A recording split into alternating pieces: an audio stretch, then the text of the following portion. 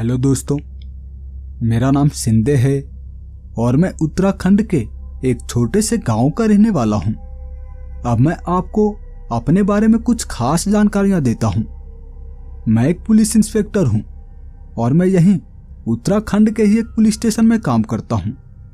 आप अगर मेरे पुराने केस की कहानियां सुने होंगे तो आपको मेरे बारे में पता होगा कि मैंने यहाँ कैसे कैसे रहस्यों से भरे केस को सोल्व किया है।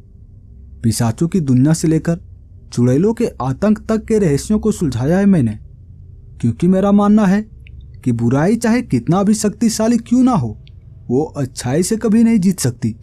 बस आपके अंदर बुराई का सामना करने की हिम्मत और हौसला होना चाहिए।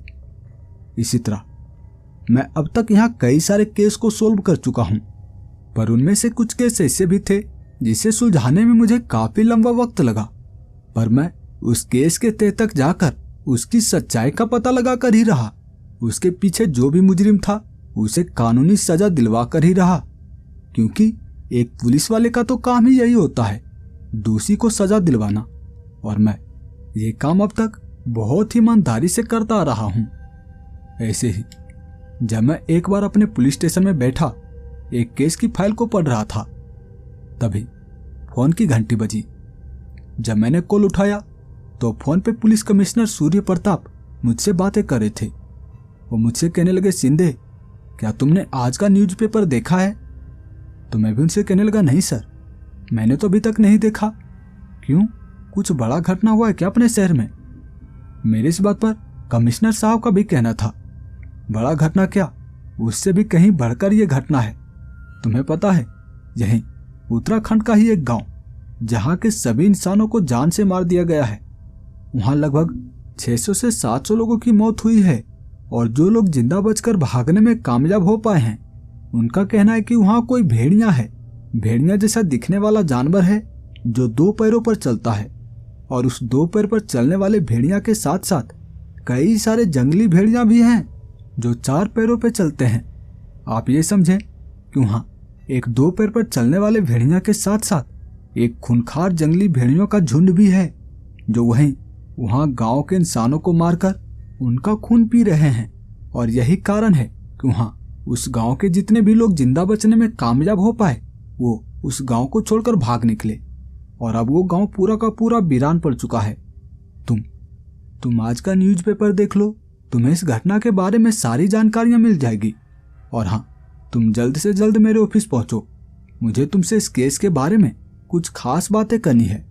फोन पे कमिश्नर साहब मुझसे ऐसा कह रहे थे और मैं भी उनसे कहने लगा, ठीक है सर, मैं जल्द से जल्द आपके ऑफिस पहुंचता हूं। मैं इतना बोलते हुए कॉल कट कर दिया और हवलदार मुकेश को बुलाते हुए कहने लगा, मुकेश न्यूज़पेपर लेकर आना जरा। फिर मुकेश भी न्यूज़पेपर लेकर आया और मैं जब उसके साथ न्यूज़पेपर को पढ़ा तब मुझे पता चला, सच में कमिश्नर साहब ने जो भी मुझसे कहा था उनकी बातें बिल्कुल सच था। मैं मुकेश से कहने लगा, मुकेश जीप निकालो, हमें अभी कभी कमिश्नर साहब के ऑफिस में चलना है। फिर मुकेश भी जीप लेकर आ गया और हम दोनों जीप में बैठकर कमिश्नर साहब के ऑफिस में पहुंचे। मुकेश भी मेरे साथ था और हमें देखते ही कमिश्नर साहब कहने लगे, आओ आओ बैठो। फिर मैं भी वहीं पास ही में वो जो कुर्सी रखी हुई थी उस पर जाकर बैठ गया। तब कमिश्नर साहब भी मुझसे कहने लगे, देखो वहां उस गांव में जो इंसानों को मारने वाला घटना हो रहा है, मुझे लगता है कि उसके पीछे कोई गैंगस्टर है, क्योंकि अगर वहां कोई भेड़िया होता तो वो 2 पैरों पर कैसे चल पाता? होना हो इसके पीछे कोई गैंगस्टर या फिर आतंकवादी संगठन के लोग ही होंगे जो भेड़िया के कॉस्ट्यूम को पहनकर लोगों को मार डालते होंगे। पहले तो वो इंसानों को डराकर वहां से भगाने की कोशिश करते होंगे, और जो इंसान वहां से डरकर नहीं भागता होगा वो उसे जान से मार डालते होंगे। वो वहां से गांव वालों को भगाकर वहां कोई इलीगल काम करना चाहते होंगे। यकीनन ऐसा ही होगा। देखो, तुम्हारा अब तक कैसे पेचीदा केस को सुलझाने में काफी अच्छा रिकॉर्ड रहा है, इसलिए मैं तुम्हें वहां भेज रहा हूं। तुम्हें वहां के सच्चाई को पता करना है कि इसके पीछे कौन है जो इंसानों को मार रहा है। और हाँ, तुम्हारे इस काम में मदद करने के लिए तुम्हारे साथ एक व्यक्ति और जाएगा। रुको, मैं उसे कॉल करके बुलाता हूँ। मैं उसे कॉल करके पुलिस हेडक्वार्टर से यहाँ बुला लेता हूँ। फिर कमिश्नर साहब ने किसी को कॉल लगा दिए और कुछ ही देर में वहां पर एक काफी लंबा तगड़ा व्यक्ति पहुंचा, जिसकी हाइट लगभग 7 फुट के करीब होगी। उसने अपने पूरे शरीर पर आर्मी जैसा दिखने वाला काले रंग का सूट पहन रखा था, पर यह आर्मी की वर्दी नहीं थी। उसने अपने चेहरे पर ब्लैक कलर के मास्क को भी पहन रखा था और आंखों में ब्लैक कलर का चश्मा। सर पे उसने हेलमेट पहन रखा था और कंधे में एक बड़ी सी गन को टांग रखा था। मैं उसे देख ही रहा था कि तभी कमिश्नर साहब मुझसे कहने लगे, इसका नाम हंटर विक्रांत है और ये सिर्फ आर्मी के लिए काम करता है। ऐसे केस जो कि बहुत ज्यादा पेचीदा होते हैं, इसे आर्मी के साथ में वहां भेजा जाता है। पर आज ये तुम्हारे साथ जाएगा। हो सकता है वहां सच में कोई आदमखोर भेड़िया हो, वहां भेड़ियों का झुंड हो और तुम वहां अकेला पड़ जाओगे। तुम वहां अकेले भेड़ियों से सामना नहीं कर पाओगे, इसीलिए तुम्हारे साथ हंटर विक्रांत भी जाएगा। ये एक अच्छा शार्प शूटर होने के साथ साथ एक अच्छा शिकारी भी है। हो सकता है वहां सच में कोई भेड़ियों का झुंड हो और तब तुम्हारे साथ ये भेड़ियों को मारने में तुम्हारी मदद करेगा। तुम्हें कैसे भी करके उस गांव के रेस को सुलझाना ही है। तुम्हें कैसे भी करके उस गांव के समस्या को सुलझा कर ही यहाँ पर वापस आना है, क्योंकि मैं नहीं चाहता कि कोई और गांव वीरान पड़ जाए। ठीक है, फिर अब तुम लोग उस गांव में जाने के लिए जल्द से जल्द निकलो। ये रहा उस गांव का पूरा पता। वो मुझे एक कार्ड देते हुए कह रहे थे, जिसमें कि पूरा पता लिखा हुआ था, पूरा एड्रेस लिखा हुआ था उस गांव में जाने के लिए। और मैं भी उस कार्ड को हाथ में लेकर मुकेश से कहने लगा, चलो मुकेश। फिर मैं, मुकेश, हंटर विक्रांत और 5 पुलिस वाले अपने जीप में बैठकर उस गांव में जाने के लिए निकल पड़े। शाम का समय था, लगभग शाम के 4 बज रहे थे और मुकेश जीप को चलाता हुआ जा रहा था। ये रास्ता पहाड़ियों के बीच से होकर गुजर रहा था और मुकेश उस एड्रेस को देखता हुआ जीप चलाते हुए जा रहा था। लगभग आधे घंटे बाद हम उस गांव में पहुंच चुके थे। ये पहाड़ियों के बीच बसा बहुत ही प्यारा सा गांव था, जहां लगभग 200 घर तो होंगे ही। और तब मैं मुकेश से कहने लगा, मुकेश चलो गांव के अंदर चलो, जीप यहीं इसी सड़क के किनारे पर खड़ा कर दो और हम पैदल चलते हुए लोगों से पूछताछ करते हुए जाएंगे। यहाँ इस गांव में कोई तो होगा, कोई तो इंसान रह रहा होगा जो कि यहाँ के सच्चाई को जानता होगा। फिर हम जीप से नीचे उतर गए और जीप को वहीं सड़क के किनारे पर खड़ा करके पैदल ही गांव के अंदर की ओर चलने लगे। ये गांव का रास्ता कच्ची सड़क थी और जहां हम पैदल चलते हुए जा रहे थे वहां सड़क के किनारे किनारे कई सारे घर बने हुए थे, लेकिन उन घरों में कोई नहीं था। उन घरों का दरवाजा खुला हुआ था, लेकिन उन घरों के अंदर एक भी इंसान नहीं था।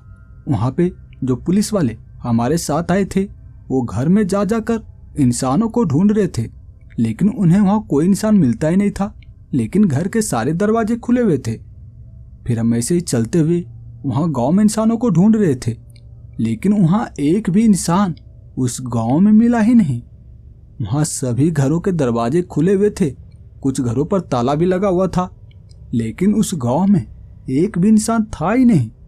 लगभग शाम के 5 बज चुके थे और वहां पे सूरज भी अब धीरे धीरे करके पहाड़ों की गोद में समाना शुरू हो गया था, क्योंकि ठंड का मौसम था और ठंड के मौसम में यहाँ शाम जल्दी हो जाया करती है।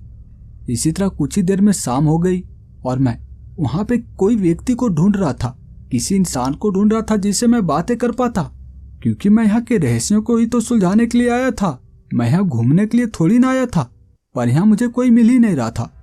अब मुझे यहाँ पर रहने के लिए भी व्यवस्था करना था, क्योंकि यहाँ रहकर ही मैं केस को सॉल्व कर पाता। यहाँ रात के वक्त क्या होता है, क्या कोई जंगली जानवर आता है या फिर कोई गैंगस्टर आता है जो यहाँ पे इंसानों को मारता है, ये मुझे पता करना था। मैं सोचने लगा अगर यहाँ पर मुझे कोई इंसान नहीं मिला तो हम यहीं के किसी घर में रह जाएंगे। यहाँ कई सारे घरों के दरवाजे तो खुले हुए हैं ही, इन्हीं घरों में से किसी एक घर में रह जाएंगे और यहाँ के रहस्य को सुलझाने का काम करेंगे। फिर भी मैं वहाँ ढूंढना चाहता था यहाँ कोई इंसान है या नहीं। हम ऐसे ही वहाँ पूरे गांव में घूमते रहे और वहाँ जब हम उस गांव के लास्ट वाले छोर पर पहुंचे, उस गांव के आखिरी छोर पर पहुंचे, तब मैंने देखा वहाँ उस गांव के आखिरी घर से कुछ ही दूरी पर एक बड़ा सा आलीशान घर बना हुआ था। वो उस गांव का आखिरी घर था जो कि इस घर से काफी दूरी पर था और हम वहां जाना चाहते थे। उस घर में लाइटें भी जल रही थी और हम चलते हुए उस घर में पहुंचे। ये घर काफी आलीशान सा था और मैं वहां आवाज लगाकर कहने लगा, क्या इस घर में कोई रहता है? तभी कुछ देर बाद वहां से एक अधेड़ उम्र के व्यक्ति का आवाज आया। वो मुझसे काफी भारी आवाज में कह रहे थे, कौन है जो इस गांव में आए हैं? फिर वो ऐसे ही बोलते हुए घर से बाहर निकले और वो हमें देखते हुए कहने लगे, अरे सर, आप लोग इस गांव में क्यों आए हैं, वो भी रात के वक्त? क्या आपको नहीं पता कि इस गांव में जंगली भेड़ियों का आतंक है? यहाँ जंगली भेड़ियों का खौफ है। यहाँ पे रात के वक्त वो इंसानों को मारकर खून पी जाते हैं। क्या आप ये नहीं जानते? तब मैं भी उनसे कहने लगा, हाँ, हम इसीलिए तो यहाँ पर आए हैं, यहाँ के रहस्यों को सुलझाने के लिए आए हैं। क्या यहाँ पर सच में कोई भेड़िया है? अगर कोई भेड़िया होगा तो हम उसे जान से मारने के लिए आए हैं। और हो सकता है यहाँ पर कोई गैंगस्टर या फिर किसी आतंकवादी संगठन के लोग हों, तो हम उसे भी जेल की हवा खिलवाने के लिए ही यहाँ पर आए हैं। अब मेरी इस बात को सुनकर वो अधेड़ उम्र का व्यक्ति मुझसे कहने लगे, नहीं सर, यहाँ पे कोई गैंगस्टर या फिर आतंकवादी का संगठन नहीं है। आप मेरा यकीन मानिए, यहाँ इस गांव में कई सारे भेड़ियों के साथ एक मानव भेड़िया भी है। वो इंसानों के जैसा चलता है, इंसानों के जैसा सोच सकता है। उसका दिमाग बहुत ज्यादा तेज है। आप यकीन मानिए, वो भेड़िया किसी को जिंदा नहीं छोड़ेगा। आप लोगों में से किसी को भी वो भेड़िया जिंदा नहीं छोड़ेगा। वो मानव भेड़िया है, मैंने अपनी आंखों से देखा है। वो अधेड़ उम्र का व्यक्ति मुझसे ऐसा कह रहे थे और मैं उनसे कहने लगा, कैसी बातें आप कर रहे हैं? मानव भेड़िया अगर होगा भी तो हम उसे गोलियों से भून देंगे। अब मेरे इस बात को सुनकर वो अधेड़ उम्र का व्यक्ति मुझसे कहने लगे, सर, मैंने तो आपसे पहले ही कहा है कि उस मानव भेड़िया का दिमाग बहुत ही ज्यादा तेज है। कोई भी इंसान उसे मार या फिर कैद नहीं कर सकता। वो अधेड़ उम्र का व्यक्ति मुझसे ऐसा कह रहे थे और मैं उनसे कहने लगा, लेकिन आपको उस मानव भेड़िया के बारे में इतना ज्यादा कैसे पता? और आप यहाँ अकेले इस पूरे गांव में कैसे रहते हैं? कि आपको उस मानव भेड़िया से डर नहीं लगता? अब मेरी इस बात को सुनकर वो अधेड़ उम्र का व्यक्ति मुझसे कहने लगे, देखिए सर, डर तो मुझे भी लगता है, मुझे भी मौत का डर है, लेकिन मेरा यहाँ पर काफी ज्यादा प्रॉपर्टी है, यह आलीशान सा बंगला है और यही कारण है कि मैं अपने प्रॉपर्टी को छोड़कर कहीं और नहीं जाना चाहता। भले ही मैं अपने बच्चों को शहर में रहने के लिए भेज दिया हूँ, लेकिन मैं यहाँ से अपने घर को छोड़कर कहीं नहीं जाना चाहता। मेरा क्या है, मैं तो अपनी जिंदगी जी चुका हूँ। और रही उस मानव भेड़िया के बारे में इतनी ज्यादा जानकारी होने की बात, तो मैंने अपनी आंखों से उस मानव भेड़िया को देखा है। वो एक बार यहाँ गांव में आया था, उसके साथ कई सारे भेड़ियों के झुंड थे और वो यहाँ के इंसानों को मारकर उसका खून पी रहे थे। तब मैंने देखा था वो मानव भेड़िया, उसे मारने के लिए उस पर कुछ लोग गोलियों से भी वार कर रहे थे, लेकिन वो मानव भेड़िया एक झटके में उस इंसान को जो उसके ऊपर गोलियों से वार कर रहा था उसे मौत के घाट उतार दिया था। और वहाँ जो बाकी इंसान बच गए थे उसे जंगली भेड़ियों ने मारकर उसका खून पी लिया। मैंने अपनी आंखों से देखा ये दृश्य। वो अधेड़ उम्र का व्यक्ति मुझसे ऐसा कह रहे थे और मैं उनसे कहने लगा, कोई बात नहीं, यहाँ पे जो कुछ भी होगा हम उस समस्या का समाधान करके यहाँ से वापस लौटेंगे। हमें यहाँ पर रहने की जगह चाहिए। क्या आप मुझे यहाँ रहने के लिए कोई जगह दे सकते हैं? अब मेरी इस बात को सुनकर वो अधेड़ उम्र का व्यक्ति मुझसे कहने लगे, हाँ सर, मेरे इस घर से कुछ ही दूरी पर एक फार्म हाउस है, आप चाहे तो वहां पर रह सकते हैं। वो अधेड़ उम्र का व्यक्ति मुझसे ऐसा कह रहे थे और मैं उनसे कहने लगा, ठीक है, फिर आपको भी मेरे ही साथ उस फार्म हाउस में रहना होगा, क्योंकि आपके ऊपर भी तो जान का खतरा है। मैं आपको इसे अकेले नहीं छोड़ सकता, क्योंकि इस पूरे गांव में सिर्फ आप ही एक ऐसे इंसान है जो जिंदा बचे हुए हैं। बाकी यहाँ के सारे इंसान मारे जा चुके हैं और जो इंसान यहाँ से भागने में कामयाब हो पाए वो जिंदा बच पाए हैं। मैं आपको ऐसे अकेले नहीं छोड़ सकता। जब तक मैं यहाँ इस गांव में नहीं आया था तब तक आप यहाँ पर अकेले रह रहे थे, लेकिन अब मैं यहाँ पर आ चुका हूँ। आपकी जान की रक्षा करना हमारी जिम्मेदारी है। मैं ऐसा उस अधेड़ उम्र के व्यक्ति से कह रहा था और तब अधेड़ उम्र का व्यक्ति भी कुछ देर सोचने के बाद मुझसे कहने लगे, ठीक है सर, फिर आप लोग मेरे साथ इसी घर में रहिए, लेकिन एक खास बात, आपको रात के वक्त हमेशा इस घर के सेकेंड फ्लोर पर रहना होगा, क्योंकि इस घर के ग्राउंड फ्लोर में कभी कभार रात के वक्त इस घर के खिड़की के शीशे को तोड़कर यहाँ घर के अंदर जंगली जानवर आ जाते हैं जो आपको नुकसान पहुंचा सकते हैं। इसीलिए हम रात के वक्त इस घर के सेकेंड फ्लोर पर रहते हैं और आप भी इस घर के सेकेंड फ्लोर पर रहिएगा। वो अधेड़ उम्र का व्यक्ति ऐसा कह रहे थे और मैं उनसे कहने लगा, अगर ऐसी बात है तो फिर आपने अपने घर के विंडो पे सिर्फ शीशे को ही क्यों लगवाए? आप अपने घर में किसी मजबूत खिड़की को लगवाते, लोहे से बने हुए खिड़की को लगवाते, जिसे तोड़कर जंगली जानवर आपके घर के अंदर नहीं आ पाते। मैं ऐसा उस अधेड़ उम्र के व्यक्ति से कह रहा था और वो भी मेरे इस बात को सुनकर मुझसे कहने लगे, हाँ सर, मैं जल्द ही अपने घरों में लोहे की खिड़की लगवाने वाला हूँ, आइए घर के अंदर आइए। फिर हम चलते हुए उस अधेड़ उम्र के व्यक्ति के साथ घर के अंदर पहुंचे और जब मैं घर के अंदर पहुंचा तो मैंने देखा ये घर अंदर से देखने में काफी ज्यादा पुराना लग रहा था। ऐसा लग रहा था कि यहाँ ग्राउंड फ्लोर में कई सालों से मरम्मत का काम नहीं किया गया है। यहाँ इस ग्राउंड फ्लोर के सारे खिड़की जिस पर कांच लगे हुए थे वो सारे कांच टूटे हुए थे और मैं उसे देखते ही समझ गया, यकीनन इस टूटे हुए खिड़की के जरिए यहाँ इस घर के अंदर तो जंगली जानवर रात के वक्त घुस ही जाते होंगे, कभी कभार तो दिन के वक्त भी आ जाते होंगे, क्योंकि ये घर जंगलों के बीच बसा हुआ है। ये पूरा का पूरा गांव जंगलों के बीच ही बसा हुआ है। यहाँ जानवरों का खतरा तो रहता ही है, यकीनन जंगली जानवर इस घर के अंदर आ ही जाते होंगे। तब वो अधेड़ उम्र का व्यक्ति कहने लगे थे, आइए सेकंड फ्लोर पर आइए, यहाँ हम ग्राउंड फ्लोर में नहीं रहते। फिर हम वहीं सीढ़ियों से चढ़ते हुए सेकंड फ्लोर पर पहुंचे और जब मैं वहां पहुंचा तो मैंने देखा सेकंड फ्लोर देखने में सच में बहुत ज्यादा आलीशान था। इसे काफी अच्छे से सजाया गया था। यहाँ के फर्श जिसमें सफेद रंग के पत्थर को लगाया गया था और उन पत्थरों में हमारे चेहरे साफ साफ दिख रहे थे। उसे देखते मैं समझ गया यहाँ पे साफ सफाई का काफी ज्यादा ख्याल रखा जाता है। वहाँ छत के ऊपर काफी ज्यादा महंगे झूमर को लगाया गया था जिसमें लाइटें लगी हुई थी। यहाँ पूरे 10 कमरे बने हुए थे और वो अधेड़ उम्र का व्यक्ति मुझसे कहने लगे, ठीक है सर, फिर आप लोग यहाँ एक एक कमरे में रह जाइए, मैं आप लोगों के लिए खाना बना देता हूँ। रात के लगभग 7:30 बज चुके हैं, मैं जल्दी से आप लोगों के लिए खाना बना देता हूँ। वो अधेड़ उम्र का व्यक्ति मुझसे ऐसा कह रहे थे और मैं उनसे कहने लगा, सबसे पहले तो आप अपना नाम बताइए, आपका नाम क्या है? तो उनका कहना था मेरा नाम बहादुर है। तो मैं उनसे कहने लगा, देखिए बहादुर जी, मैं आपको कोई तकलीफ नहीं देना चाहता, लेकिन यहाँ आसपास कोई होटल तो है नहीं, इसी वजह से आप खाना बना रहे हैं और मैं आपको जाते वक्त आपके इस खाने के पैसे देकर जाऊंगा। जितने भी पैसे होंगे आप मुझे बता दीजिएगा, मैं आपके पैसे देकर जाऊंगा। मेरे इस बात को सुनकर बहादुर के चेहरे पर एक अजीब सी मुस्कान आ गई थी। वो मुझे कहने लगा, ठीक है सर, जब आप जाइएगा तब ना, जब आप जाइएगा तब आप मुझे पैसे देकर जाना। इतना बोलते हुए वो किचन में चला गया और कुछ ही देर में खाना बनाकर रेडी कर दिया। फिर हम खाना खाए और मैं वहां रात भर जग कर देखना चाहता था यहाँ गांव में होता क्या है। मैं इस घर के सेकंड फ्लोर पर था और मैं इस सेकंड फ्लोर के घर के खिड़की से झांक कर घर के बाहर की ओर देख रहा था। गांव में देख रहा था कि यहाँ रात के वक्त कौन सा जंगली भेड़िया आता है, कौन सा मानव भेड़िया आता है जो यहाँ के इंसानों को मारता है। मैं वहां लगभग 12 बजे तक देखता ही रहा। मैं उस खिड़की से झांकता ही रहा। वहां 5 पुलिस वाले जो हमारे साथ आए थे वो अपने अपने कमरे में जाकर सो गए थे, लेकिन मैं, हवलदार मुकेश और हंटर विक्रांत तीनों जग रहे थे। हम वहां जगकर बाहर की ओर देख रहे थे और लगभग 12 बजे के करीब वहां पूरे गांव में कोहरा छा चुका था, क्योंकि ठंड का मौसम था और ठंड का मौसम होने के कारण अब हमें भी काफी ज्यादा ठंड लगना शुरू हो गया था। तभी मेरी नजर पड़ी हवलदार मुकेश पे। हवलदार मुकेश वहीं एक कोने में बैठा ठंड के कारण ठिठुर रहा था और मैं उसे कहने लगा, मुकेश क्या हुआ, तुम्हें ठंड ज्यादा लग रही है क्या? तो कहने लगा, हाँ सर, ठंडी इतनी ज्यादा पड़ रही है।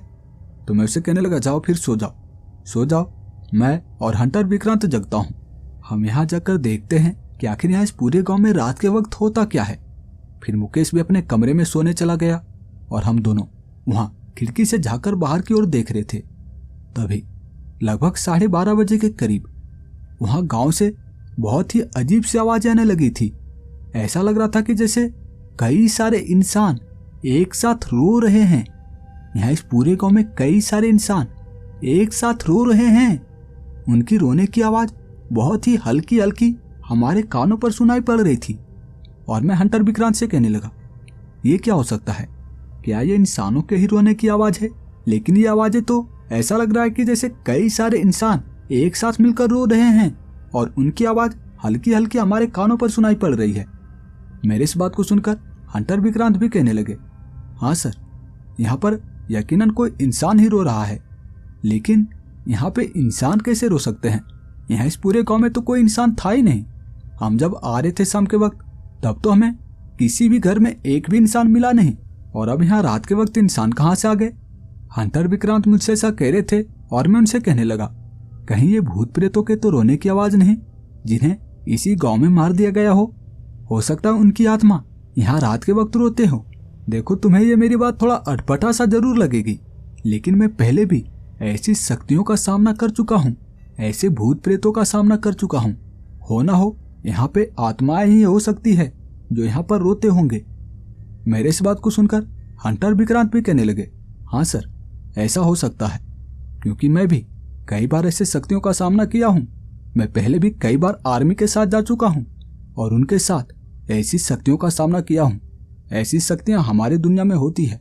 तब मैं हंटर विक्रांत से कहने लगा, तो फिर क्या ये शक्तियाँ यहाँ के गांव वालों को परेशान करके यहाँ से भगाए होंगे या फिर उसे जान से मारने की कोशिश किए होंगे? तो उनका कहना था, नहीं सर, ये गांव वालों के ही आत्माएं हैं। यहाँ यकीनन गांव वालों के ही आत्माएं हैं जो यहाँ रात के वक्त रोते हैं।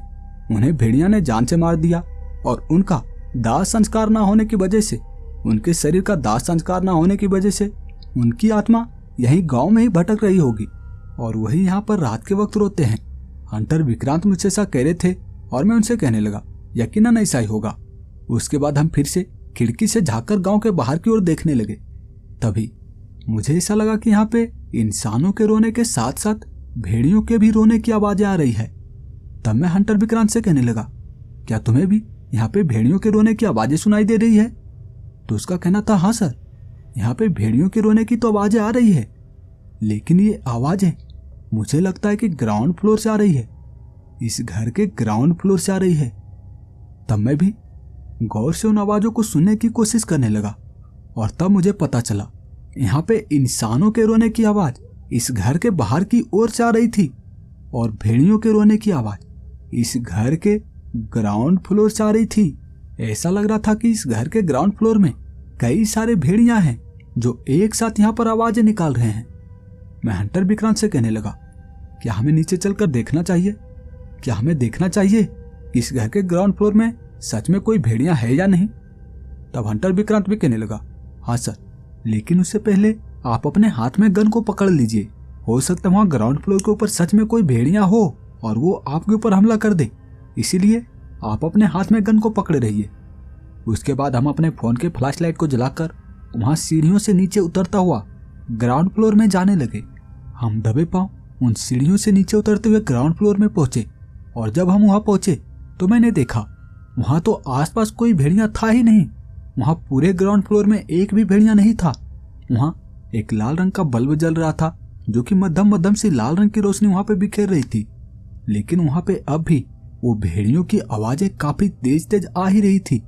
वहां पे उन भेड़ियों की आवाजें अब तो और भी तेज हमारे कानों पर पड़ना शुरू हो गई थी और मैं समझ नहीं पा रहा था ये भेड़ियों की आवाजें कहाँ से आ रही है। यहाँ आसपास तो कोई भेड़िया है नहीं, क्या इस घर के बाहर की ओर से इन भेड़ियों की आवाजें आ रही है? लेकिन नहीं, ऐसा लग रहा है कि ये भेड़िया यही इसी घर के अंदर है। मैं समझ नहीं पा रहा ये आवाजें कहाँ से आ रही है। तभी हंटर विक्रांत कहने लगा, सर, जमीन के नीचे से इन भेड़ियों की आवाज आ रही है। यकीनन यहाँ जमीन के नीचे कोई तहखाना होगा जहां से इन भेड़ियों की आवाज आ रही है। हंटर विक्रांत ऐसा कह रहा था और मैं भी उन आवाजों को गौर से सुनने लगा। मैं अपने कान को वहां ग्राउंड फ्लोर के फर्श में लगा कर देखा और तब मुझे पता चला यकीनन ये आवाजें यहाँ जमीन के नीचे से आ रही है। हो ना हो यहाँ जमीन के नीचे कोई तहखाना है और वहां कोई भेड़ियों का झुंड है। यकीनन वहीं से ये आवाजें आए जा रही है। मैं हंटर विक्रांत से कहने लगा, विक्रांत, यहाँ आसपास देखो, आसपास क्या कोई जमीन पर बना दरवाजा तुम्हें दिखाई देता है जहां से उस तहखाने में जाने का रास्ता हो सकता है? देखो, यहाँ आसपास देखो। फिर विक्रांत भी वहां आसपास देखने लगा। वहां ग्राउंड फ्लोर में कई सारे कमरे बने हुए थे और हंटर विक्रांत उन सारे कमरों में जा जाकर वहां पे जमीन पर दरवाजा देख रहा था। फर्श पे कोई दरवाजा ढूंढ रहा था, लेकिन वहां एक भी दरवाजा हमें मिला ही नहीं। मैं भी वहां सभी जगह घूम कर देखा था, लेकिन एक भी दरवाजा वहां जमीन पे फर्श पे मुझे दिखाई नहीं दिया। मैं समझ नहीं पा रहा था। मैं इतना तो जानता था कि इस घर के नीचे ग्राउंड फ्लोर के नीचे एक तहखाना है, लेकिन वहां उस तहखाने में जाने का रास्ता कहाँ है? मैं उसे ढूंढ रहा था, हमें वो रास्ता पता ही नहीं चल पाया। तभी मेरी नजर पड़ी वहां सीढ़ियों पे। वो सीढ़ी जो कि ग्राउंड फ्लोर से सेकेंड फ्लोर तक जाने के लिए बनाया गया था, वहां उस सीढ़ी के नीचे, वहां हमने अभी तक चेक नहीं किया था, हमें वहां पे देखना था। हो सकता है वहां सीढ़ी के नीचे कोई दरवाजा हो सकता है जो तहखाने में जाने के लिए बनाया गया होगा। हमें वहां पर जाकर देखना था। मैं अपने फोन के फ्लैश लाइट को जलाते हुए वहां सीढ़ी के पास पहुंचा। वहां सीढ़ी के नीचे देखा और तब मैंने देखा वहां फर्श पे दरवाजा बना हुआ नहीं था, बल्कि दीवार पे एक दरवाजा था जो देखने में ऐसा लग रहा था कि ये दरवाजा भी बिल्कुल इसी दीवार का हिस्सा है। लेकिन मैं उस दरवाजे को पहचान गया था कि ये दीवार नहीं बल्कि एक दरवाजा है। मैं उसे धक्का देकर खोलने लगा। उस दरवाजे पर कोई भी कुंडी लगी हुई नहीं थी और मैं धक्का देकर उस दरवाजे को खोल रहा था, लेकिन वो दरवाजा मेरे लाख कोशिश करने के बाद भी वो खुल नहीं पा रहा था। ऐसा लग रहा था कि जैसे इस दरवाजे को अंदर से बंद किया गया है, लेकिन ऐसा भी नहीं था, क्योंकि जब मैं उस दरवाजे पे धक्का मार रहा था तो वो दरवाजा थोड़ा थोड़ा खुलता और फिर से बंद हो जाता। ऐसा लग रहा था कि अंदर से कोई पकड़ कर रखा है जो इस दरवाजे को खुलने नहीं दे रहा है। मैं हंटर विक्रांत को बुलाया। विक्रांत, यहाँ पे आओ, यहाँ पे वो दरवाजा है, ये मुझे खुल नहीं रहा, इसे खोलो तो वहां पे हंटर विक्रांत भी आ गया और उसने मेरे साथ उस दरवाजे पर एक जोरदार लात दे मारा। हम दोनों उस दरवाजे पर अपने पैर से वार किए थे और हमारे पैर से उस दरवाजे पर मारते ही वो दरवाजा खुल चुका था। वहां अंदर काफी ज्यादा घूप अंधेरा था और मैं अपने फोन के फ्लैश लाइट में देख रहा था। वहां एक सीढ़ी बनी हुई थी जो कि नीचे की ओर जा रही थी। ये सीढ़ी तहखाने में जा रही थी और मैं हंटर विक्रांत से कहने लगा, चलो चलो तहखाने में चलो। फिर हम दोनों अपने फोन के फ्लैश लाइट को जलाकर उस सीढ़ी से नीचे उतरते हुए तहखाने में पहुंचे। जब हम वहां पहुंचे तो वहां उन भेड़ियों की आवाजें अब और भी ज्यादा हमें तेज सुनाई देना शुरू हो गई थी। यहाँ तहखाने का फर्श मिट्टी का था और यहाँ की मिट्टी हल्की हल्की गीली भी थी। तभी हंटर विक्रांत मुझसे कहने लगा, सर यहीं कहीं से वो आवाजें आ रही है, देखिए यहाँ पे आसपास देखिए। वो भी अपने फोन के फ्लैश लाइट को इधर उधर मार कर देख रहा था, कहीं पे भेड़ियां है क्या। मैं भी अपने फोन के फ्लैश लाइट को जलाकर इधर उधर देख रहा था, लेकिन यहाँ तहखाने के अंदर भी कोई भेड़िया नहीं था। यहाँ मैं सभी जगह फोन के फ्लैश लाइट को जलाकर देखा था, लेकिन यहाँ पे कोई भी भेड़िया मुझे दिखाई नहीं दिया। मैं समझ नहीं पा रहा था, ये आवाजें तो यहीं कहीं आसपास से आ रही है, लेकिन यहाँ पे तो मुझे कोई भी भेड़िया दिखाई नहीं पड़ रहा। क्या इस तहखाने के नीचे भी कोई तहखाना है? मैं हंटर विक्रांत से कहने लगा, विक्रांत क्या इसके नीचे भी कोई तहखाना हो सकता है? तो हंटर विक्रांत का कहना था, सर इसके नीचे कोई तहखाना तो नहीं हो सकता, क्योंकि इस तहखाने का फर्श मिट्टी का है, लेकिन हाँ इसके नीचे कोई सुरंग जरूर हो सकता है। यहाँ से कोई सुरंग जरूर हो सकता है जो शायद जंगलों में जाता हो, और हो सकता है वहीं से ये आवाजें आ रही हो। हंटर विक्रांत मुझसे ऐसा कह रहा था और मैं भी उनसे कहने लगा, तो फिर ठीक है, देखो यहाँ आसपास देखो, क्या कोई सुरंग है? क्या कोई यहाँ पर सुरंग बना हुआ है क्या? फिर मैं और हंटर विक्रांत वहां तहखाने में देखने लगे। हमारे जूते में काफी ज्यादा मिट्टी लग चुकी थी और हम अपने फोन के फ्लैश लाइट को जलाकर वहां आसपास देख रहे थे। वहां जमीन में देख रहे थे, दीवारों पर देख रहे थे कि क्या यहाँ पर कोई सुरंग है। लेकिन तभी हमने देखा कि वहां फर्श में किसी इंसानी कंकाल, जिसे कि जमीन के अंदर दफनाया गया था, उसका हाथ, उसका पंजा जमीन के बाहर की ओर निकला हुआ था। और जब हम उस पंजे को पकड़कर बाहर की ओर खींचे तो वहां से एक इंसानी कंकाल बाहर निकला था। उसकी हड्डियां टूट फूट चुकी थी और मैं समझ नहीं पाया था यहाँ तहखाने में इंसानी कंकाल है। मैं हंटर विक्रांत से कहने लगा, देखो यहाँ आसपास देखो, क्या यहाँ आसपास ऐसे इंसानी कंकाल और भी मिलते हैं क्या जिसे जमीन में दफनाया गया हो? हम वहां फ्लैश लाइट को जलाकर वहां जमीन में देख रहे थे, तभी हमने देखा कि वहां पे कई सारे ऐसे इंसानी कंकाल है जिसे जमीन में दफनाया गया था। मैं समझ नहीं पा रहा था ये तहखाना या फिर कब्रिस्तान है। मैं हंटर विक्रांत से कहने लगा, बहादुर मुझे कोई गड़बड़ आदमी लगता है, हमें उस पर नजर रखना होगा। यकीनन वो यहाँ पर कोई गलत काम जरूर करता है। यहाँ तहखाने में इतने सारे लाशों को दफनाया गया है, और ये किसके लाश हो सकते हैं? अगर ये लाश ही थे तो इसे तहखाने में क्यों दफनाया गया? इसे बाहर भी तो दफनाया जा सकता था। मैं हंटर विक्रांत से कह रहा था, देखो यहाँ आसपास कोई सुरंग मिलता है या नहीं, क्योंकि यहाँ पे अभी भी वो भेड़ियों की आवाजें आए जा रही है। देखो, यहाँ पे कोई सुरंग मिला तो ठीक है, नहीं तो हम बाहर चले जाएंगे और कल दिन के वक्त आकर हम फिर से यहाँ पे सुरंग को ढूंढेंगे। वहां हम फिर से सुरंग को ढूंढने लगे, लेकिन वहां पे हमें कोई सुरंग दिखाई नहीं पड़ रहा था। तभी हमें एक जोरदार चीख सुनाई दी और वो चीख सुनकर हम बहुत ज्यादा घबरा गए, क्योंकि ये चीख किसी घर के अंदर से आई थी। ये चीख सेकंड फ्लोर से आई थी और हम काफी ज्यादा घबरा गए थे। मैं हंटर विक्रांत से कहने लगा, ये चीख सेकंड फ्लोर से आई है ना? तो उसका भी कहना था, हाँ सर, ये सेकंड फ्लोर से ही, ऊपर वाले फ्लोर से ये चीख आई है। यकीनन वहां पे किसी को खतरा है। चलिए, हमें जल्दी से सेकंड फ्लोर पर चलना होगा। यहाँ ग्राउंड फ्लोर में तो कोई रहता नहीं, यकीनन ये चीख सेकंड फ्लोर से ही आई है। चलिए, जल्दी चलिए। फिर हम दोनों वहां सीढ़ियों से ऊपर की ओर निकलता हुआ तहखाने से बाहर आ गए और ग्राउंड फ्लोर के सीढ़ियों से चढ़ता हुआ सेकंड फ्लोर पर पहुंचे। और जब हम वहां पहुंचे तो मैंने देखा वहां एक पुलिस वाला काफी ज्यादा घायल था। उसके शरीर पर किसी भेड़ियों ने अपने पंजे से वार किया था। उसका शरीर पूरा का पूरा लहूलुहान हो चुका था और वहां सभी पुलिस वाले उसे घेर कर खड़े थे। वहां हवलदार मुकेश भी और वो बहादुर भी उसे घेर कर खड़ा था।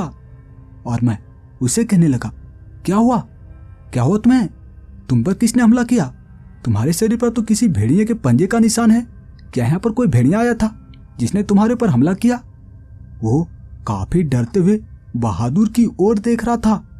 मैं समझ नहीं पा रहा था आखिर ये बहादुर को क्यों देख रहा है। मैं उसे पूछ रहा था, क्या हुआ? कुछ तो बोलो। क्या यहाँ पर कोई भेड़िया आया था जिसने तुम्हारे ऊपर हमला किया, या फिर ये बहादुर? ये बहादुर, इसके बारे में तुम कुछ बताना चाहते तो बताओ, बोलो। वो बोलने की तो कोशिश कर रहा था, लेकिन जैसे उसके गले से आवाज ही बाहर की ओर नहीं निकल रही थी। और फिर कुछ ही देर में वो देखते ही देखते अपना दम तोड़ दिया था। उसके मरते ही मैं काफी ज्यादा गुस्सा था बहादुर के ऊपर, क्योंकि ये कांस्टेबल ये मरते वक्त बहादुर को ही देख रहा था। और मैं बहादुर को पकड़कर उसे पूछने लगा, सच सच बताओ, सच सच बताओ, क्या किया था तुमने इसके साथ? तुमने इसे मारा है, क्योंकि ये मरते वक्त तुम्हें ही देख रहा था। तुम कुछ तो जानते हो, बताओ, सच सच बताओ, नहीं तो एक ही गोली में तुम्हारे खोपड़ी को खोल दूंगा, बताओ। तब बहादुर भी कहने लगा, क्या साहब, आप मुझ पर गुस्सा क्यों कर रहे हैं? मैंने कुछ भी नहीं किया। ये इनकी चीख काफी तेज आई थी, इसीलिए मैं भागता हुआ इनके कमरे में आया। एक कांस्टेबल मरते वक्त मुझे देख रहा था तो इसका मतलब थोड़ी ना है कि मैंने इसे मारा है। मैं कुछ नहीं किया हूं साहब, आप मुझे छोड़ दीजिए, आप मुझ पर झूठा इल्जाम मत लगाइए। बहादुर मुझसे ऐसा काफी गिड़गिड़ाते हुए बोल रहा था और मैं उसे कहने लगा, चलो ठीक है, मैं तुम्हारी बात मान भी लेता हूँ कि तुमने इसे कुछ नहीं किया, लेकिन तुम एक बात बताओ, तुम्हारे घर के नीचे तहखाना है और तुमने ये बात मुझे पहले क्यों नहीं बताई कि घर के नीचे कोई तहखाना है और वहां पे कौन से लाशों को दफनाया है तुमने? सच सच बताओ। वहां पे मैंने देखा है, वहां कई सारे लाशों को तहखाने में दफनाया गया है। सच सच बताओ, किसे दफनाया है तुमने? मेरे इस बात को सुनकर बहादुर भी रोते हुए कहने लगा, क्या साहब, आप फिर से मुझ पर एक झूठा इल्जाम लगा रहे हैं। वहां तहखाना तो है, लेकिन मैं उस तहखाने में आज तक कभी नहीं गया हूँ।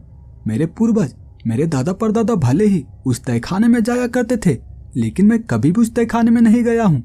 वहां मेरे दादा परदादा जिनकी मौत होती थी, उन्हें वहीं तहखाने में दफनाया जाता था। अब आपको लग रहा होगा फिर तो तुम जरूर अपने दादाजी या फिर अपने पिताजी को दफनाने के लिए वहां तहखाने में जरूर गए होंगे, लेकिन मैं आपको बता दूं, मैं अपने दादाजी को दफनाने के लिए भी उस तहखाने में नहीं गया था, क्योंकि मेरे दादाजी की मौत मेरे बचपन के दिनों में ही हो गई थी और तब मैं काफी ज्यादा छोटा था। और तब मेरे पिताजी गए थे उस तहखाने में और उन्होंने वहां मेरे दादाजी के लाश को दफनाया था। और मेरे पिताजी की मौत, उनकी मौत तो उन भेड़ियों की वजह से हुई थी। वो भेड़ियां मेरे पिताजी को मारकर उसका खून पी गया जब मैं लगभग 12 साल का था। वो बहादुर मुझसे ऐसा कह रहा था और मैं उसे कहने लगा, अगर ऐसी बात थी तो तुम पहले भी तो ये बात मुझे बता सकते थे ना। तुम एक बात बताओ, वहां तहखाने में कोई सुरंग है? क्या तुम जानते हो कि वहां तहखाने में कोई सुरंग है या नहीं? वहां से भेड़ियों की आवाजें कैसे आती है? तो उसका कहना था, मैं नहीं जानता साहब, मैंने आपको तो पहले ही कहा है, मैं वहां तहखाने में कभी नहीं गया हूँ। हो सकता वहां कोई सुरंग भी हो, आप जाकर खुद चेक कर लीजिए, आप जाकर खुद वहां पे सुरंग को ढूंढ लीजिए, हो सकता है वहां आपको कोई सुरंग मिल जाए, आपको कुछ पता चल जाए इस केस के बारे में। बहादुर मुझसे ऐसा कह रहा था और मैं उसे कहने लगा, मैं तो चेक करूंगा ही, लेकिन मैं तुमसे पूछ रहा हूँ, अगर कुछ जानते हो उस केस के बारे में तो बता दो, वरना अगर बाद में मुझे पता चला तो तुम्हारे साथ बहुत बुरा होगा। तुम सोच भी नहीं सकते कि तुम्हारे साथ मैं कितना बुरा करूंगा। मैं बहादुर को धमका दिया था और बहादुर भी कह रहा था, साहब मैं कुछ नहीं जानता, आप मेरे ऊपर यकीन कीजिए। फिर इसी तरह से वो रात बीती और सुबह होते ही मैं कॉल करके एक एम्बुलेंस को यहाँ पर बुला लिया और उसके बाद उस पुलिस वाले के लाश को पोस्टमार्टम के लिए भिजवा दिया। इन्हीं सब कामों को करने में दिन के 10 बज चुके थे और मैं हवलदार मुकेश से कहने लगा, मुकेश शहर में जाओ, तुम वहाँ किसी होटल से खाना लेकर आओ, क्योंकि अब मुझे बहादुर के ऊपर शक है। मैं उसके ऊपर भरोसा नहीं कर सकता। हो सकता है वो खाने में मिलाकर हमें जहर दे दे। हो ना हो बहादुर कुछ ना कुछ तो गड़बड़ इंसान है। यकीनन इस पुलिस वाले को मारने में, जिनकी मौत हुई है, इसे मारने में इसका कुछ ना कुछ तो हाथ जरूर है, क्योंकि वो पुलिस वाला मरते वक्त बहादुर की ओर ही देख रहा था। वो कुछ कहना चाहता था लेकिन वो बोल नहीं पाया। मुझे पूरा शक है बहादुर कुछ ना कुछ तो गड़बड़ इंसान है। जाओ तुम खाना लेकर आओ। फिर मुकेश भी जीप लेकर शहर की ओर निकल पड़ा और लगभग 1 घंटे बाद वो हमारे लिए खाना लेकर यहाँ पर पहुंच गया। हम खाना खाए और अब हमें नींद आना शुरू हो गया था, क्योंकि हम रात भर जगे हुए थे, मैं और हंटर विक्रांत। मैं उसे कह रहा था चलो अब आराम करते हैं। तब हंटर विक्रांत का कहना था, नहीं सर, मुझे नींद नहीं आ रही, आप जाइए, आप सो जाइए, मैं यहाँ पर देखता हूँ। हो सकता है यहाँ पे दिन के वक्त भी कुछ खतरा हो जाए, इसीलिए आप जाकर सोइए, आराम कीजिए, मैं यहाँ पे जगता हूँ। फिर मैं भी अपने कमरे में जाकर सो गया और मेरी नींद खुली शाम के लगभग 4 बजे के करीब। मैं जगते ही हंटर विक्रांत से कहने लगा, अगर तुम्हें सोना है तो जाकर सो सकते हो। तो हंटर विक्रांत का कहना था, सर मुझे नींद नहीं आती, मैं बहुत ही कम सोता हूँ। तो मैं हंटर विक्रांत से कहने लगा, तो फिर चलो उस तहखाने में चलते हैं, वहाँ पे हम सुरंग को ढूंढते हैं। यकीनन वहाँ कोई तो सुरंग है जहाँ से रात के वक्त वो अजीब अजीब सी आवाजें आ जा रही थी, भेड़ियों की आवाजें। वहाँ जितने भी पुलिस वाले थे, वहाँ मुकेश हवलदार, उसे भी लेकर अपने साथ उस तहखाने में पहुँच गए। हम वहाँ सारे पुलिस वाले को कह दिए थे, यहाँ पे देखना है, यहाँ आसपास देखना है कि यहाँ पे कोई सुरंग है या नहीं। वहाँ सारे पुलिस वाले अपने फोन के फ्लैशलाइट को जलाकर वहाँ आसपास देखने लगे, वहाँ सुरंग को ढूंढने लगे, लेकिन वहाँ पे एक भी सुरंग मिल ही नहीं रहा था। हम ऐसे ही वहाँ लगभग शाम के 7 बजे तक उस तहखाने में सुरंग को ढूंढते रहे, लेकिन वहाँ एक भी सुरंग मिला ही नहीं। उसके बाद मैं पुलिस वालों से कहने लगा, यहाँ देखो, यहाँ फर्श में, यहाँ मिट्टी में जितने भी लाशें को दफनाया गया है, जितने भी लाश को दफनाया गया है, उसे खींच खींच कर बाहर निकालो। हो सकता है यहाँ लाश के नीचे से कोई सुरंग बनाया गया हो, कब्र के नीचे से कोई सुरंग बनाया गया हो। खींचो, सारे लाश को बाहर निकालो। वहाँ सारे पुलिस वाले उन हड्डियों के ढांचे को खींच खींच कर बाहर निकालने लगे। वहाँ कई सारे हाथ जो कि बाहर की ओर निकले हुए थे, उन्हें पकड़ पकड़ कर वो खींच खींच कर बाहर की ओर निकालते गए।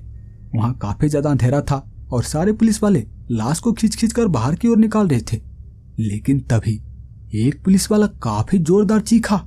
सारे पुलिस वाले भागते हुए उसके पास पहुंचे। जब उसके पास हम पहुंचे तो मैंने देखा उसने अपने हाथ में एक जिंदा इंसान के पैर को पकड़ रखा था। उसने अपने दोनों हाथों से एक जिंदा इंसान के पैर को पकड़ रखा था और वो कब्र से उस इंसान को खींचकर बाहर की ओर निकालने की कोशिश कर रहा था। उसे देखते मैं भी थोड़ी देर के लिए डर गया। यहाँ कब्र के अंदर इंसान है, जिंदा इंसान। मैं उसकी सांस को भी चेक किया, उसकी सांसें चल रही थी, लेकिन उसने अपने आंखों को बंद कर रखा था। मैं जब उसके चेहरे की ओर देखा तो मैं उसे देखते ही हैरान था। इसका चेहरा देखने में तो थोड़ा थोड़ा बहादुर जैसा मिल रहा था, लेकिन ये बहादुर नहीं था, क्योंकि ये देखने में बहादुर से थोड़ा सा बूढ़ा लग रहा था, लेकिन इसके शरीर बहादुर के शरीर से काफी ज्यादा जवान लग रहे थे। इसके चेहरे पर सिर्फ झुर्रियां आई हुई थी और इसके चेहरे से देखने में पता चल रहा था कि ये बहादुर से थोड़ा सा बूढ़ा है, लेकिन शरीर से इसे कोई नहीं कह सकता था कि ये बहादुर से बूढ़ा है, ये कोई बूढ़ा व्यक्ति है। मैं वहां पुलिस वालों से कहने लगा, इसे बाहर की ओर निकालो, इसे कब्र से बाहर निकालो, यहाँ जमीन पर रखो। फिर वहां सारे पुलिस वाले मिलकर उस बूढ़े व्यक्ति को जो वहां कब्र के अंदर दफन था, उसे बाहर निकालकर जमीन पर रखा। उसकी सांसें चल रही थी और मैं समझ नहीं पा रहा था आखिर कोई इंसान कब्र के अंदर जिंदा कैसे रह सकता है, कोई इंसान मिट्टी के अंदर जिंदा कैसे रह सकता है। तभी जब मैंने वहां कब्र में फोन के फ्लैशलाइट को जलाकर देखा, तब मैंने जो देखा उसे देखकर मैं हैरान था। वहां उस कब्र के नीचे से एक सुरंग बनाई गई थी। वहां एक सुरंग बनी हुई थी और वहां से कई सारे भेड़ियों के गुर्राने की आवाज आ रही थी। वो हल्की हल्की सी आवाजें थी जो शायद रात के लगभग 10 से 11 बजते बजते ये गुर्राने की आवाजें तेज हो जाती। मैं समझ गया था यकीनन इस सुरंग में भेड़ियां हैं। यहाँ इस सुरंग में कई सारे भेड़ियां हैं जिसके गुर्राने की आवाजें आ रही है।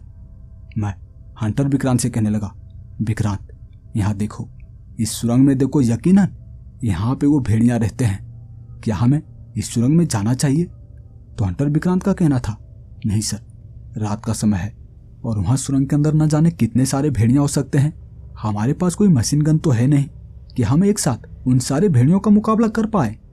हमें यहीं बाहर ही रहना होगा। जैसे जैसे वो भेड़ियां इस सुरंग के रास्ते बाहर की ओर निकलते जाएंगे, वैसे वैसे हम उसे गोलियां दागते जाएंगे। अगर वो भेड़ियां खूंखार हुए, अगर वो हमारे ऊपर हमला करने की कोशिश किए, तो हम एक एक करके सारे भेड़ियां पे गोलियां दागते जाएंगे। वहां हंटर विक्रांत ऐसा कह रहा था और मैं भी मान गया था। फिर इसी तरह से समय बीता और रात के लगभग 12 बजे के करीब उस सुरंग से काफी तेज तेज आवाजें भेड़ियों के रोने की आने लगी थी। ऐसा लग रहा था कि वहां सुरंग के अंदर सारे भेड़ियां रो रहे हैं। वो काफी तेज तेज आवाजें वहां उस सुरंग के अंदर निकाले जा रहे थे और अब हम अपनी गन को हाथ में पकड़ लिए थे। अब मुझे ऐसा लगने लगा था यकीनन अब वो भेड़ियां सुरंग से बाहर निकलेंगे। मैं और हंटर विक्रांत अपने अपने हाथ में गन को पकड़कर वहां सुरंग के पास खड़े थे जो कि कब्र के अंदर बना हुआ था और इंतजार कर रहा था भेड़ियों के बाहर निकलने का। लेकिन तभी मुझे एहसास हुआ कि मेरे पीछे कोई तो है जो कि गुर्रा रहा है। उसकी आवाजें बहुत ही भयानक सी है। मैं समझ नहीं पा रहा था। मैं जब पीछे पलट कर देखा तो मैंने देखा वहां मेरे सामने एक मानव भेड़िया खड़ा था। इसके गर्दन पर काफी लंबे लंबे बाल थे और इसके पूरे शरीर पर काले घने बाल। इसका शरीर देखने में काफी लंबा तगड़ा था और इसकी आंखें जैसे वहां अंधेरे में भी चमक रही थी। और जब मैंने अपने फोन के फ्लैशलाइट को उसके चेहरे पर जलाकर देखा तब मैं बहुत ज्यादा घबरा गया था। ये तो वही इंसान है जिसे यहाँ कब्र से बाहर निकालकर जमीन पर रखा गया था। कहाँ गए वो पुलिस वाले? मैं वहां आसपास जब अपने फोन के फ्लैशलाइट को जलाकर देखा, वहां सारे पुलिस वाले 4 पुलिस वाले थे जो जमीन पर ढेर पड़े हुए थे। सिर्फ हवलदार मुकेश जो इसकी ओर देखकर, इस मानव भेड़िया की ओर देखकर काफी ज्यादा डरा हुआ था। वो कुछ बोलने की कोशिश कर रहा था लेकिन उसके गले से आवाज ही बाहर नहीं निकल रही थी। मैं मुकेश से कह रहा था, क्या हुआ, इसने तुम्हें नुकसान पहुंचाया? उसने अपना सर हिलाकर जवाब दिया, नहीं। और तब वो आदमखोर भेड़िया ने अपने पंजे से मेरे शरीर के ऊपर वार किया। उसके हाथ के नाखून बहुत ही ज्यादा नुकीले थे और उसके नाखून से मेरे शरीर का वर्दी फट चुका था। मेरे शरीर से थोड़ा थोड़ा खून भी बहना शुरू हो गया था। और तभी हंटर विक्रांत कहने लगा, सावधान सर, सावधान रहिए सर। अभी अपने दांत आपके शरीर में गड़ाने की कोशिश करेगा, आपके खून पीने की कोशिश करेगा। और एक बार अगर इसका दांत आपके शरीर में गड़ गया और आप अगर इसके दांत गड़ने के बाद भी जिंदा बच गए तो आपका भी शरीर एक मानव भेड़िया में बदल जाएगा। सावधान रहिए, बहुत ही डेंजरस है। हंटर विक्रांत ऐसा कह रहा था और तभी वहां सुरंग के बाहर से भी भेड़िया बाहर निकलना शुरू हो गया था। हंटर विक्रांत एक एक करके उन भेड़ियों पे गोलियां दागना शुरू कर दिया था। वो उन भेड़ियों को मार रहा था और ये मानव भेड़िया जो देखने में बहादुर जैसा लग रहा था, ये बहुत ज्यादा गुस्सा हो गया था। इसकी आंखें लाल लाल चमकने लगी थी और ये अपने दांत को मेरे शरीर में गड़ाने के लिए अपने सर को नीचे करना शुरू कर दिया था। वो अपने सर को नीचे करके मेरे कंधे में अपने दांत को गड़ाना चाहता था और मेरे हाथ में गन थी। मैं इसके सर में गोलियां दागना शुरू कर दिया। मैं उसके सर की ओर गोलियां तो चला रहा था लेकिन एक भी गोली उसके सर में लग ही नहीं रही थी।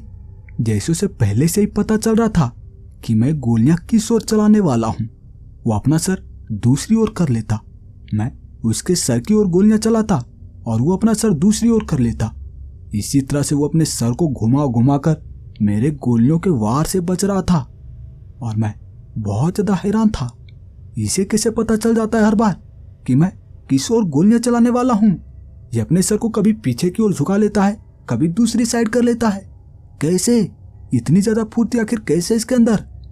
मैं बहुत ज्यादा हैरान था और वहां हंटर विक्रांत भी उन भेड़ियों से सामना कर रहा था। और तभी ये मानव भेड़िया अपने पंजों से मेरे शरीर पर दे मारा। उसके पंजे मेरे शरीर पर पड़ते ही मेरे शरीर से खून बहना शुरू हो गया था और मैं 4 कदम पीछे जाकर गिरा था। तभी हंटर विक्रांत भागता हुआ इस मानव भेड़िया के पास आया और उसके शरीर में वो गोलियां दागने की कोशिश करने लगा। लेकिन हंटर विक्रांत, जो कि एक अच्छा शार्प शूटर है, उसकी भी एक भी गोली उस आदमखोर भेड़िया के शरीर में लग ही नहीं रहा था। और तभी हंटर विक्रांत कहने लगा, सर, हमें यहाँ तहखाने से बाहर निकलना होगा। हमें इस तहखाने से बाहर निकलना ही होगा, तभी हम इस आदमखोर भेड़िया से मुकाबला कर सकते हैं, वरना हम यहाँ अंधेरे में कभी भी इन भेड़ियों से नहीं लड़ सकते। एक तो यहाँ पे ये मानव भेड़िया है और तो और कई सारे जंगली भेड़िया, ये भी हमें नुकसान पहुंचाने की कोशिश कर रहे हैं। भागिए, जल्दी से हमें इस तहखाने से बाहर निकलना होगा। हम उन सीढ़ियों से चढ़ते हुए तहखाने से बाहर की ओर भागने लगे। वहां वो आदमखोर भेड़िया और जंगली भेड़िया, वो भी हमारे पीछे पीछे उस तहखाने से बाहर निकल आए थे। और वहां ग्राउंड फ्लोर में लाल रंग की एक लाइट जल रही थी, जिसकी रोशनी वहां बहुत ही मध्यम मध्यम सी पड़ रही थी। वहां भी हम इन भेड़ियों से मुकाबला नहीं कर सकते थे, इसीलिए हम भागते हुए उस घर से बाहर निकल आए। वो आदमखोर भेड़िया, मानव भेड़िया और जंगली भेड़िया भी हमारे पीछे पीछे घर से बाहर निकल आए थे और वो हमें घेर कर खड़े हो गए थे। तभी वहां भागता हुआ बहादुर भी आ पहुंचा और उसे देखकर हम दोनों काफी ज्यादा हैरान थे। बहादुर ये मानव भेड़िया नहीं है तो फिर कौन है ये? लेकिन इसका शरीर, इसका चेहरा तो देखने में बिल्कुल बहादुर जैसा ही लग रहा है। कौन है ये? मैं बहादुर से पूछने लगा, तुम जानते हो कुछ? तुम कुछ जानते हो इस मानव भेड़िया के बारे में कि कौन है ये तुम्हारे जैसा क्यों दिखता है? तो बहादुर का कहना था, सर, मैं आपको सब कुछ बताऊंगा, लेकिन अभी आप इसे पहले निपटिए, इससे आपको बचना होगा। इसने ही यहाँ पूरे गांव के इंसानों को मारकर खा गया है। इसने ही यहाँ गांव के सभी इंसानों को मारकर उसका खून पिया है। आप इससे नहीं बच सकते। आप इसे कैसे भी करके निपटिए, उसके बाद मैं आपको बताता हूँ, आपको सारी सच्चाई बताता हूँ कि ये कौन है। इसे मारा नहीं जा सकता क्योंकि ये बहुत ही ज्यादा फुर्तीला है। ये आपके हर बार को पहले ही भाप लेगा, ये आपके हर बार को पहले ही समझ जाएगा और ये आपके हर बार से बच जाएगा। आप इसे कभी नहीं मार सकते, कैसे भी करके आप अपनी जान बचाइए। मैं वहां बहादुर को देखकर बहुत ज्यादा हैरान था। ये भेड़िया बहादुर के ऊपर वार क्यों नहीं करे? आखिर ये भी तो एक इंसान है, इसे ये भेड़िया मारकर इसका खून क्यों नहीं पीना चाहते? मैं बहुत ज्यादा हैरान था। तभी हंटर विक्रांत कहने लगा, सर, चाहे जो कुछ भी हो जाए, इस मानव भेड़िया से आपको बचना ही होगा। आप मेरी परवाह मत कीजिए। ये मानव भेड़िया, ये सारे भेड़िया मिलकर भी मेरा कुछ नहीं बिगाड़ सकते। शायद आप मेरे बारे में नहीं जानते, लेकिन आपको जल्द ही मेरे बारे में सारी सच्चाई पता चल जाएगी। आप कैसे भी करके इस भेड़ियों के घेराव से बाहर निकलिए, उसके बाद आप देखिएगा मैं कैसे एक एक करके सारे भेड़ियों को मौत के घाट उतारता हूँ। वहाँ हंटर विक्रांत मुझसे ऐसा कह रहा था और मैं उसे कहने लगा, मैं कहीं नहीं जाने वाला। मैं इन भेड़ियों पे, जंगली भेड़ियों पे हमला करता हूँ। मैं इन जंगली भेड़ियों पे गोलियों से वार करता हूँ और तुम इस मानव भेड़िया से निपटो। तुम इस मानव भेड़िया से निपटो। मैं यहाँ जंगली भेड़ियों का सामना करता हूँ। मैं इतना बोल ही रहा था कि तभी अचानक से एक जंगली भेड़िया मेरे चेहरे पर छलांग लगाकर वार कर दिया। मेरे हाथ में गन थी और मैं गन की गोलियां उसके गर्दन में दाग दिया था। गन की गोलियां उसके गर्दन में लगते ही वो जमीन पर गिर पड़ा था और वो वहां जमीन पर तड़पना शुरू हो गया था। अब मैं अपने हाथ में गन को पकड़े उन भेड़ियों की ओर ताने हुए था और हंटर विक्रांत भी अपने गन को उन भेड़ियों की ओर कर रखा था। तभी वहां हवलदार मुकेश भी पहुंच गया था और वो भी पीछे से अपने गन को उन भेड़ियों पर तान दिया। और तभी हमारे इशारा करते ही हम तीनों अपनी गोलियां उन भेड़ियों पर दागना शुरू कर दिए। हम लगातार उन भेड़ियों पर अपनी गोलियां दागना शुरू कर दिए और कुछ ही देर में वहां पे जितने भी भेड़ियां थे सारे भेड़ियां जमीन पर ढेर हो चुके थे। सिर्फ वो मानव भेड़िया बचा था जिसके ऊपर हम तीनों मिलकर गोलियों से वार कर रहे थे, लेकिन हम तीनों में से किसी का भी गोली उस मानव भेड़ियों को लग ही नहीं रहा था। उसके शरीर में इतनी ज्यादा फुर्ती थी कि वो एक झटके में इधर से उधर हो जा रहा था। और तभी अचानक से वो छलांग लगाकर हवलदार मुकेश के चेहरे पर झपट्टा मार दिया। और तब मैंने देखा था हंटर विक्रांत की रफ्तार। उसकी रफ्तार किसी चीते जितना तेज था। वो एक झटके में हवलदार मुकेश के शरीर पर से उस मानव भेड़िया को दूर कर दिया था। इसी के साथ उसके शरीर में 2 बड़े बड़े चाकू को घोंपा गया था जिसे हंटर विक्रांत ने ही घोंपा था। और तब हंटर विक्रांत उस मानव भेड़िया के सामने खड़ा था। वो मानव भेड़िया भी हंटर विक्रांत को काफी हैरान भरे नजरों से देख रहा था। और देखते ही देखते वो मानव भेड़िया हंटर विक्रांत के शरीर पर हमला कर दिया। उसने अपने दोनों पंजों से हंटर विक्रांत के सीने पे वार किया था और उसकी वर्दी थोड़े थोड़े फटकर उसके शरीर से खून बहना शुरू हो गया था। और तभी मैंने देखा था हंटर विक्रांत जो अपने दोनों हाथों में चाकू पकड़ रखा था, वो दोनों चाकू उस भेड़िया के छाती में घुसा दिया था। और वो दोनों चाकू उस मानव भेड़िया के छाती में घुसते ही वो मानव भेड़िया जमीन पर गिर चुका था और वो तड़पना शुरू हो गया था। तब हंटर विक्रांत अपना एक पैर उस मानव भेड़िया के छाती पर रखकर अपने गन की गोलियां उसके छाती में दागना शुरू कर दिया। वो एक एक करके लगातार 5 गोलियां उस मानव भेड़िया के शरीर में दागा था और वो मानव भेड़िया वहां जमीन पर ढेर हो चुका था। उसकी मौत हो गई थी। और तब बहादुर भी भागता हुआ हमारे पास आया। वो कहने लगा, साहब आप लोग सच में बहुत ही बहादुर पुलिस वाले हैं। आपसे पहले भी इस गांव में कई सारे पुलिस वाले आए थे, लेकिन उनकी मौत यहीं इसी गांव में हुई थी। कोई भी पुलिस वाला यहाँ से आज तक बचकर कभी जिंदा गया ही नहीं था। कोई भी आज तक इस मानव भेड़िया का इनकाउंटर नहीं कर पाया था। लेकिन आप लोग पहले से पुलिस वाले हैं जो इस मानव भेड़िया को मार पाए हैं। पता है ये मानव भेड़िया कौन है? ये मेरे पिताजी हैं। मेरे पिताजी ये पहले हमारी ही तरह एक साधारण इंसान थे, लेकिन एक बार जब जंगल गए थे ये घूमने के लिए और जब जंगल से वापस आए तब इनके बर्ताव थोड़े बदले हुए से थे और कुछ ही दिन में ये मानव भेड़िया में बदलने लगे थे। ये इंसानों को मारना शुरू हो गए थे और यही थे जो यहाँ गांव वालों को मारकर उनका खून पिए थे। ये दिन के वक्त साधारण इंसान के रूप में अपने पहचान वालों के घर जाते, यहाँ गांव वालों के घर जाते और उनका खून पीते। एक एक दिन में कई परिवार वालों को ये मौत के घाट उतार रहे थे। और ऐसे ही कुछ ही दिनों में यहाँ पे लगभग 600 से 700 लोगों की मौत हो गई थी। ये 600 से 700 लोगों को मौत के घाट उतार दिए थे। और तब मुझे जब एक दिन पता चला इनके बर्ताव के बारे में, और तब मैं एक प्लान बनाया। मैं अपने पिताजी से कहा कि पिताजी वहाँ तहखाने के अंदर एक इंसान फंस गया है, आप जरा उस तहखाने के अंदर जाकर उस इंसान को बाहर निकाल देंगे। मेरे इस बात को सुनकर मेरे पिताजी की आंखें चमकी। मैं उनकी आंखों में खून की हवा साफ साफ देख पा रहा था। मेरे पिताजी भी कहने लगे थे, ठीक है मैं जाकर निकालता हूँ, तुम यहीं दरवाजे पर ही खड़ा रहो। उसके बाद मेरे पिताजी वहाँ तहखाने में गए थे और मैं उस तहखाने के दरवाजे को पूरी तरह से बंद कर दिया था।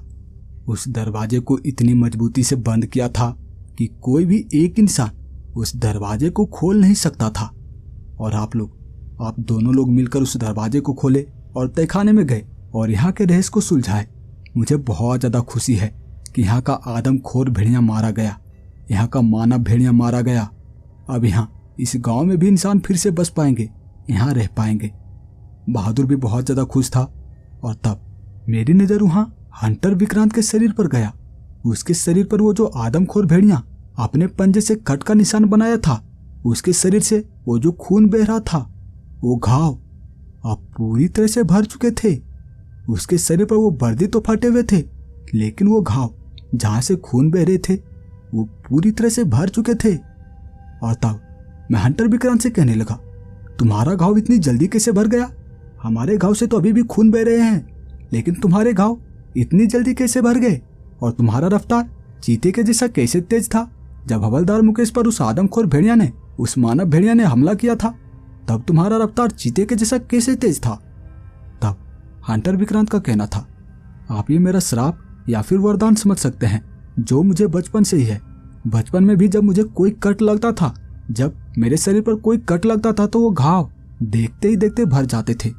और आज भी मेरे शरीर पर अगर कोई कट लगता है तो वो घाव देखते ही देखते भर जाते हैं। और मेरी रफ्तार बहुत ज़्यादा तेज है, और यही कारण है कि मुझे आर्मी वालों के लिए काम करने के लिए चुना गया है। मैं आर्मी वालों के साथ जाता हूँ, ऐसे केस में जाता हूँ जहाँ बहुत ज़्यादा खतरा होता है, जहाँ जान की खतरा होता है।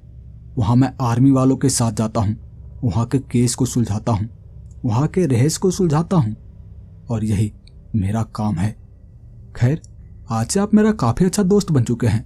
अगर आपको कभी मेरी ज़रूरत पड़े, आपको कभी ऐसा लगे कि मैं इस केस को नहीं सुलझा पाऊंगा, तब आप एक बार मुझे ज़रूर याद कीजिएगा। अगर आपको कभी जान की खतरा हो, तब एक बार आप मुझे ज़रूर याद कीजिएगा। ये रहा मेरा कॉन्टैक्ट नंबर।